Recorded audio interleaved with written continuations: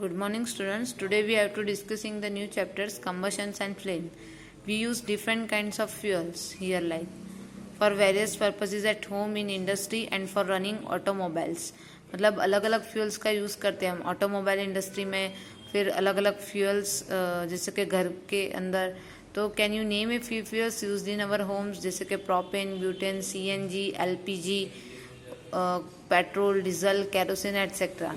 Name a few fuels used in trade and industry. तो petrol, diesel, wood, charcoal, CNG, biomass and ethanol that are used in automobiles. पर जो हम घर के अंदर use करते हैं वो LPG, CNG and then wood, charcoal, natural gas, ये सब.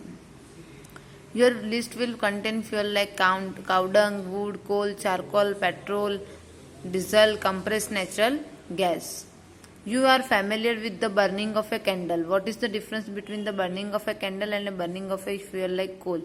अगर हम कैंडल को जलाते हैं तो आपको पता है कि उसमें फ्लेम दिखाई देती है, पर अगर हम कोल को जलाएंगे तो पूरा जैसे आग जैसा area, fire like structure arise होगा. Maybe you were able to guess right. Candle burns with a flame whereas coal does not. मतलब यहाँ पे जो यहाँ लिखा है कि candle burns with a flame whereas coal does not. Candle जो है वो फ्लेम के साथ लाइट करती है, ग्लो होती है, बट जो कोल है वो फ्लेम के साथ जलता नहीं है. Similarly you will find many other materials burning without a flame. मतलब ऐसे बहुत सारे मटेरियल्स है जो फ्लेम नहीं बनाते पर फायर की तरह, आग की तरह जल जाते हैं. तो बस let us study the chemical process of burning and the types of flame produce during this process. What is combustion?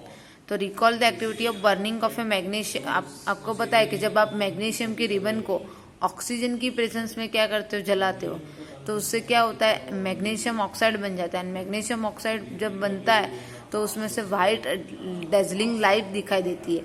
So we can perform a similar activity with a piece of charcoal.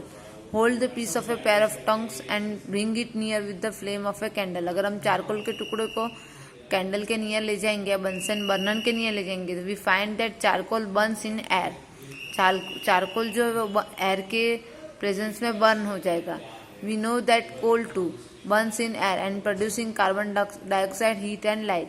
मतलब CO2 produce करेगा, heat produce करेगा, light. तो उसी तरह जब magnesium dioxide बनता है तो वाइट डेजलिंग लाइट प्रोड्यूस होती है. सिमिलरली जब चारकोल, कोल जो है वो अगर हम किसके प्रेजेंस में गर्म करते हैं, उसको अगर हीट प्रोवाइड करते हैं, बंसन बर्नर प्रोवाइड करते हैं, तो वो क्या प्रोड्यूस करता है, heat, flame and light. Okay, like that. देखो यहाँ पे mg, ये जो यहाँ पे मेरा जो कर्सर जा रहा है वो देखो, यहाँ पे मैग्नीशियम रिबन जो है वो लाइट के कैंडल के फ्लेम में जलाई जा रही है.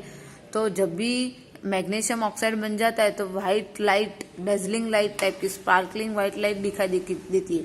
दैट मीन्स कि यहाँ पे मैग्नीशियम ऑक्सीजन के साथ रिएक्ट कर रहा है और मैग्नीशियम ऑक्साइड नाम का कंपाउंड बना रहा है. Chemical process in which a substance react with oxygen. मतलब ऐसे केमिकल प्रोसेस है जिसमें केमिकल खुद क्या करता है, ऑक्सीजन के साथ रिएक्ट करता है और हीट एंड लाइट प्रोड्यूस करता है, तो उसको हम कंबशन बोलते हैं.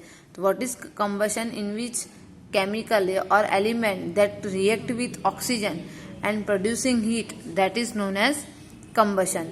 The substance that undergoes combustion is said to be combustible substance. मतलब जो सब्सटेंस ऑक्सीजन की प्रेजेंस में जल सकता है, हीट एंड लाइट प्रोवाइड कर सकता है, उसको हम combustible सब्सटेंस बोलते हैं. And it is also called a fuel. तो फ्यूल में भी ऑल्सो सॉलिड, लिक्विड और गैस. फ्यूल भी के किस टाइप के होते हैं, कोई सॉलिड फॉर्म में होता है, कोई लिक्विड या तो gas. Sometimes light is also given off during combustion either as a flame और एज ए ग्लो. मतलब कभी कभी लाइट फ्लेम के फॉर्म में भी ग्लो होती है, तो ग्लोइंग या फायर लाइक स्ट्रक्चर में भी ग्लो होती है. In the reaction mentioned above, magnesium and charcoal are combustible substance. क्यों? क्योंकि मैग्नीशियम जल के व्हाइट लाइट प्रोड्यूस करता है, उसी तरह चारकोल भी जल के वहां पे ऑक्सीजन के साथ प्रोड्यूस होकर कार्बन डाइऑक्साइड और लाइट प्रोड्यूस करता है. तो we were told that similarly यहाँ पे देखो, जैसे कि हमारी बॉडी को चलाने के लिए भी फ्यूल की जरूरत है. तो बॉडी के लिए फ्यूल कहाँ से आता है? तो जो भी आप खाना खाते हो एज ए फूड, जैसे कि ग्लूकोज, प्रोटीन, वो ऑक्सीजन के साथ कंबाइन हो जाता है एंड ऑक्सीजन के साथ कंबाइन होने के बाद उसमें से एनर्जी रिलीज होती है. And with the help of this energy we run our body. Rightly so, in our body food is broken down by reaction with oxygen, जिसको हम रेस्पिरेशन रिएक्शन बोलते हैं, and heat is produced. We learn that in class 7th। अब यहाँ पे एक activity दी गई है, see properly. Activity 6.1, collect some materials like straw, matchstick, kerosene oil, paper, iron nail, stone pieces, glass etcetera. आपको क्या करना है, ये सब चीज़ों को कलेक्ट करना है, और फिर जो सब्सटेंस जल सकता है उसको हम combustible, those substance that can combustion that is known as combustible substance, and those substance that can not combustible that is known as non combustible. तो वुड को जलाओगे तो CO2 heat and light produce होगी, तो it is a combustible. Paper को जलाओगे that is a combustible. Iron nails को जलाओगे तो कंप्लीटली कंबस्टाइल नहीं, it is a non combustible. Kerosene oil is combustible. Stone piece non combustible. Straw plastic है पर उसमें से हीट CO2 लाइट और प्रोड्यूस नहीं होगा, इसलिए non combustible. Charcoal combustible. Matchstick combustible क्योंकि वो वुड की बनती है। Glass non combustible. तो उस तरह जो चीजें जलती है वो उसमें कंबस्टाइल में लिख लिया, नहीं जो non combustible. Then can you name some more substance which are combustible, you can add those to table 6.1। जैसे कि सैंड जल नहीं सकती है तो वो नॉन कंबस्टाइल में आती है। यहाँ पे एक एक्टिविटी दी है, be careful while handling burning a candle. आपको क्या करना है, 3 कैंडल्स लेनी है, fix a lighter candle on A table, और अलग अलग 3 टेबल्स लेने हैं, और इस 3 टेबल्स पे कैंडल को लाइटन करके फिक्स कर देनी है। And then put a glass chimney, जो राउंड कलर की उसको हम चिमनी बोल रहे हैं, तो put a glass chimney over the candle and rest it on a few wooden blocks in such a way that air can enter. और हर एक के ऊपर